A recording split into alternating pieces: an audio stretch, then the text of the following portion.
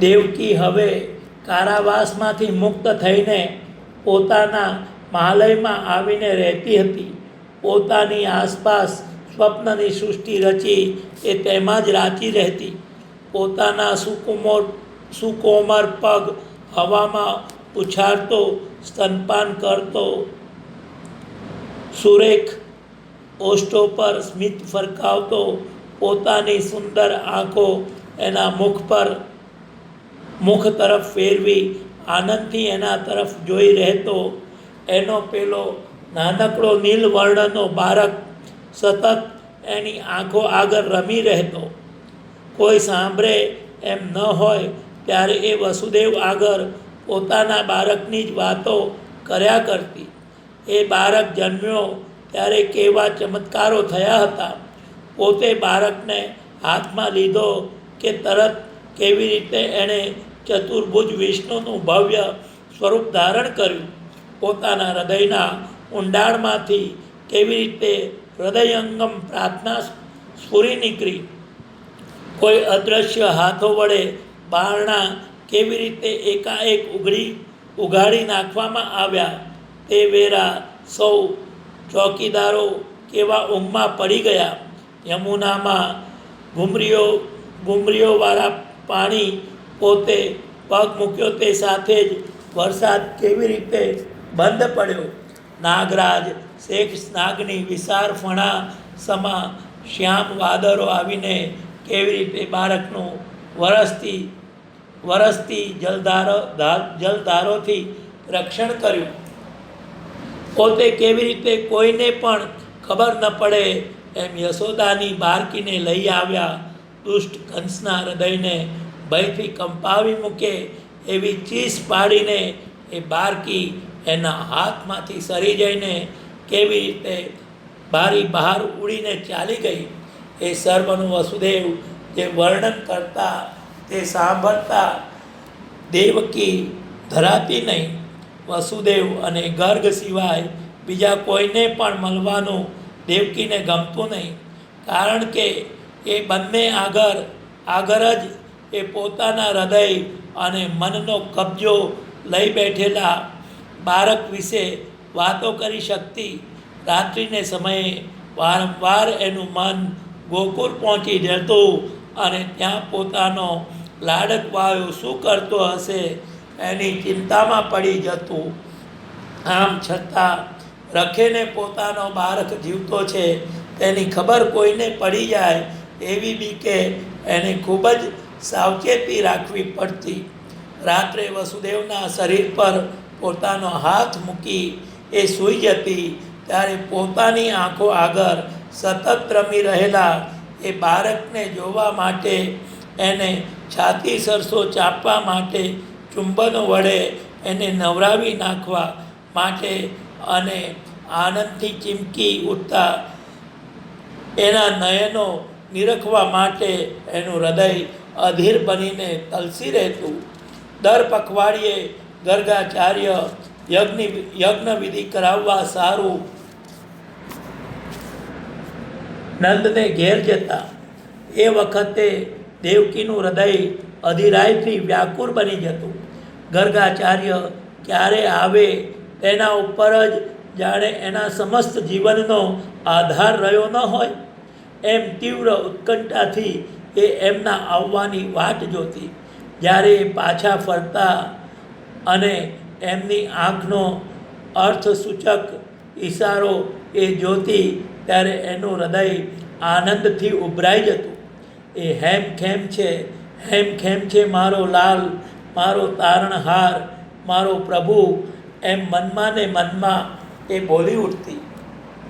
કોઈ વાર પોતાના બાળકને જોવા માટેની એની ઝંખના એવી પ્રબળ બની જતી કે આખો વખત એ એકલી હાલરડા ગાતી. એની આવી ગેલછા જોઈ પહેલાં તો દાસીઓને બહુ આશ્ચર્ય થતું, પણ પછી એમને લાગ્યું કે એને આઠ સંતાનો એની પાસેથી ક્રૂરતાથી છીનવી લેવામાં આવ્યા છે અને તેની આવી માઠી અસર એના મગજ પર થઈ છે. એકવાર દેવકીને લાગ્યું કે પુત્ર દર્શનની ઝંખના હવે એનાથી લાંબો વખત દબાવી શકાશે નહીં. એટલે પોતાના હાથથી એણે નવજાત શિશુની માટીની મૂર્તિ બનાવી અને એને માટે પારણું તૈયાર કરાવ્યું. એ પછી તો વહેલી સવારે ઉઠીને નાના બાળકની માટીની મૂર્તિ બનાવવી, એના પર ચંદન પુષ્પ કંકુ કેસર ચડાવવા, પછી એના પારણામાં સુવાડી મીઠા મીઠા હાલરડા ગાઈ ઊંઘાડી દેવો. તે પછી ઘંટી વગાડતા વગાડતા ભજનો ગાઈને એને ઊંઘમાંથી ઉઠાડવો અને એને પુષ્પ, ફળ, દૂધ તથા મધ ધરાવવા. એ એનો નિત્યનો ક્રમ થઈ ગયો. દેવકી આમ કેમ કરે છે તે વસુદેવ તથા ગર્ગાચાર્ય બરાબર સમજી ગયા હતા. દેવકીને મન માટીની મૂર્તિ તે એનાથી વિખૂટો પડેલો ને એના સ્મરણ પટ પરથી કદી પણ નહીં ખસેલો એવો એનો બાળક હતો. એની ખાતરી થઈ ચૂકી હતી. એ બાળક પ્રભુનો અવતાર હતો. બીજાઓને લાગતું કે દેવકી ઘેલી બની ગઈ છે, પણ જે નિષ્ઠાપૂર્વક એ પોતાના પ્રભુની નાનકડી પ્રતિમાનું પૂજન કરતી તે જોઈને એ સૌને પ્રત્યે આદરભાવ દાખવતા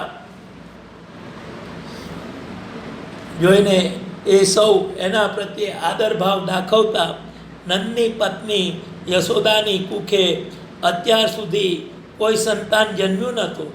એને લીધે પ્રસૂતિને સમયે એની સ્થિતિ બહુ વિષમ બની હતી.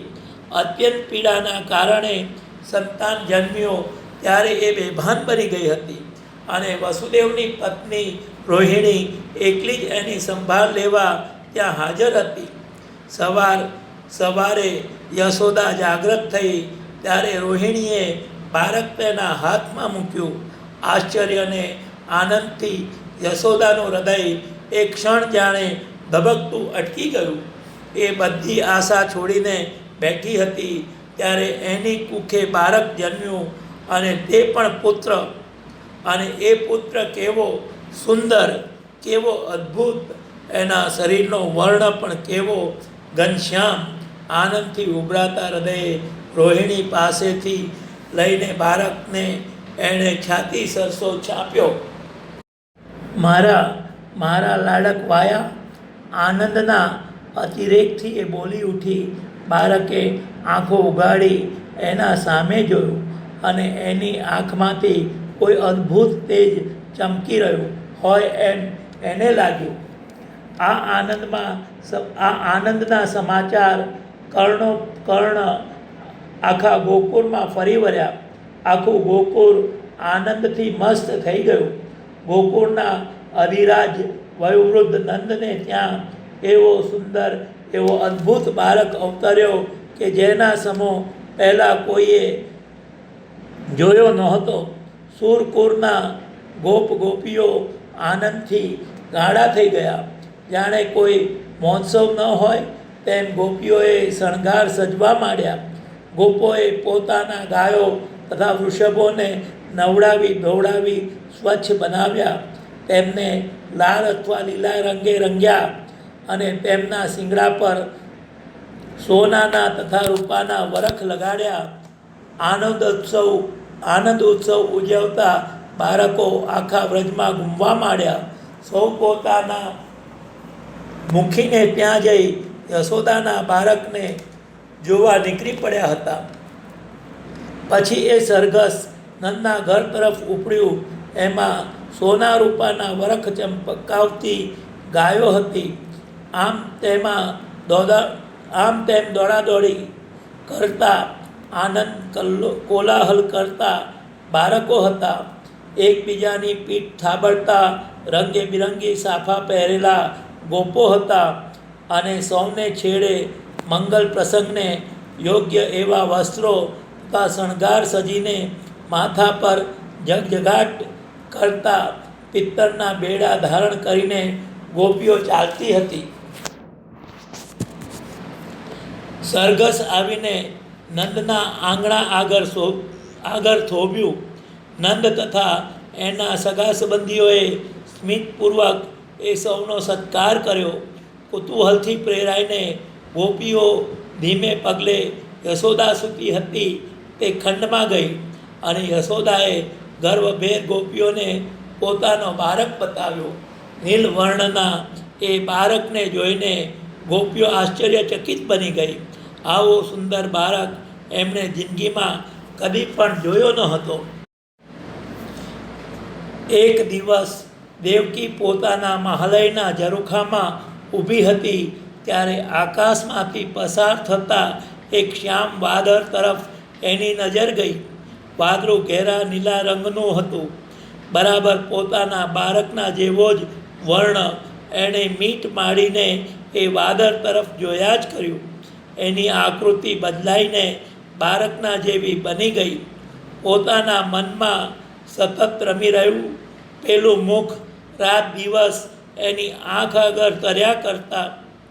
પેલા નાનકડા નયનો, એ હાથ, એ પગ બધું એની દૃષ્ટિએ પડ્યું. આનંદના અતિરેકથી એને મૂર્છા આવવા જેવું થયું. ખરે પોતાનો લાડકો બાળક પણ એ વાદળ જેવો જ શ્યામ વર્ણનો હતો. એ ખરેખર ઘનશ્યામ હતો. પછી ત્યાં ગર્ગાચાર્ય તથા વસુદેવ આવ્યા. કુલ પુરોહિતે બાળકના જન્માક્ષર બનાવ્યા હતા. ઋષિ મુનિઓએ રચેલા નિયમ અનુસાર બાળકનું નામ પણ ક, છ કે ધ અક્ષર પરથી જ પાડવાનું હતું. એ પણ કેવો ચમત્કાર! એટલે એનું નામ ઘનશ્યામ, વાદળ જેવા શ્યામ વર્ણનો, કે કૃષ્ણ એટલે શ્યામ વર્ણનો, એવું જ પાડી શકાય. બીજે દિવસે વસુદેવે દેવકી માટે કારા આરસમાં બાળકની મૂર્તિ તૈયાર કરાવી. દેવકીએ ઘનશ્યામ એવું એનું નામ પાડી એને પોતાના પૂજાગૃહમાં પધરાવી. એ મૂર્તિ કૃષ્ણના પ્રતિકરૂપ છે એ વાત આ ત્રણ સિવાય બીજું કોઈ જાણતું નહોતું. કોઈને એ વાતની જાણ કરવાની પણ નહોતી, કારણ કે દેવકી જેની પૂજા કરતી હતી તે પ્રતિમા ગોકુલમાં રહીને ઝડપભેર વિકાસ કરી રહેલા કૃષ્ણના પ્રતિકરૂપ હતી. એ વાતની કંસને ખબર પડી જાય તો એમને બહુ ડર હતો. બાળકના નામકરણ માટેના સંસ્કાર વિધિનો દિવસ વ્રજના લોકો માટે મોટો પર્વનો દિવસ જેવો બની ગયો. નંદનું આંગણું કેરના થાંભલા રોપી શણગારવામાં આવ્યું. એક છેડાથી બીજા છેડા સુધી આંબાના પાનના તોરણ લટકાવવામાં આવ્યા. જમીન પર ચંદન કેસરનો છંટકાવ કરવામાં આવ્યો. આંગણાની વચ્ચે એક ઉપર એક પિત્તળ ચમકતા થતા બેડાઓ ગોઠવવામાં આવ્યા. પછી વ્રજમાં ગર્ગાચાર્યએ પોતાના શિષ્ય સમુદાય સાથે આવ્યા.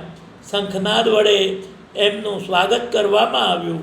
આનંદ મોંઘા મૂળની ભેટો ધરી એમનો આદર કર્યો. યશોદા બાળકને લઈને આવી. ગર્ગાચાર્યએ બાળકને ઘી અને પછી વિધિપુરસ્સર કૃષ્ણ એવું નામ પાડ્યું. પછી નંદે ઠાઠમાઠથી બ્રહ્મ ભોજન કરાવ્યું. ગોપ અને ગોપીઓએ પણ એમાં ભાગ લીધો. આસપાસના બધા ગામડાઓ ભિક્ષુકોને જમાડ્યા. સાયંકાળે ગર્ગાચાર્ય અને એમના શિષ્યો મથુરા પાછા ફર્યા. વસુદેવ તથા દેવકીએ આ સર્વ વૃત્તાંત સાંભળ્યો ત્યારે એ બંનેએ રમકડાના પલંગમાં ફૂલોના ઢગલા નીચે ઢંકાયેલી પેલી નાનકડી શ્યામ વર્ણીની મૂર્તિ કાઢી તેના આગળ હાથ જોડી નમસ્કાર કર્યા અને પછી તેની પૂજા કરી અને પોતાને ત્યાં સાક્ષાત પ્રભુએ પોતે અવતાર ધારણ કર્યો છે એવી એમની શ્રદ્ધા દઢ બની. 12 મહિના વીતી ગયા. વ્રજવાસીઓએ યમુનાને કાંઠે જ્યાં ગોપનાથ મહાદેવનું પ્રાચીન મંદિર આવેલું હતું ત્યાં શ્રી કૃષ્ણનો પ્રથમ જન્મદિન ઉજવ્યો. નંદે બ્રાહ્મણોને બોલાવીને તેમને ભોજન કરાવ્યું. એ ભોજન સમારંભમાં ગોપીઓને પણ નિમંત્રણ આપવામાં આવ્યું હતું. પોતાના નાનકડા બાળકને હાથમાં લઈને યશોદાએ સ્મિતપૂર્વક સૌનો સત્કાર કર્યો. ભોજન સમારંભનો પ્રારંભ મધ્યાહનનો થયો હતો. બાળકને ઊંઘ આવતી હતી. યશોદાએ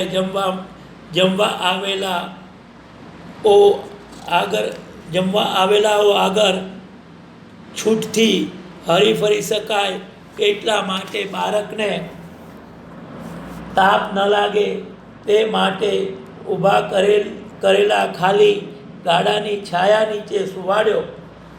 યશોદા જમવા આવેલી સ્ત્રીઓના સમુદાય વચ્ચે જઈને વાર્તા વિનોદ કરતી હતી. તેટલામાં ઓચિંતી કોઈની ચીસ સંભળાઈ. અદ્ધર ઊભું રાખેલું ગાડું નીચે ઊંધું પડી ગયું હતું. ભયથી બેબાકરી બનીને કારમી ચીસ પાડી યશોદા બાળક સૂતો હતો ત્યાં દોડી ગઈ.